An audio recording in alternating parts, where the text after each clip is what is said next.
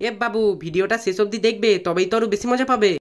দিন দিন কেমন শরীরের এনার্জি কমে যাচ্ছে, একটু ভালো ফল টল কিছু খেতে হবে। সারাদিন ধরে গেম খেললে শরীরের এনার্জিটাই বা আসবে কোথা থেকে? এই তুই শালা চুপ কর তো। মালিক, তোমার এনার্জির দরকার তো, তাহলে তুমি পাশের বাড়ির সোনা দত্তের কলা চুষে খাও।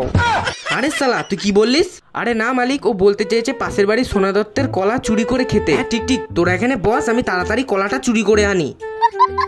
আরে ভাই, তোরা এত সুন্দরভাবে কি করে পাকলিস? আরে ভাই আর বলিস না, আমাদের পাকানোর জন্য তো মালিক একদম গাছের গোড়ায় কার্বাইড মেরে দিয়েছে।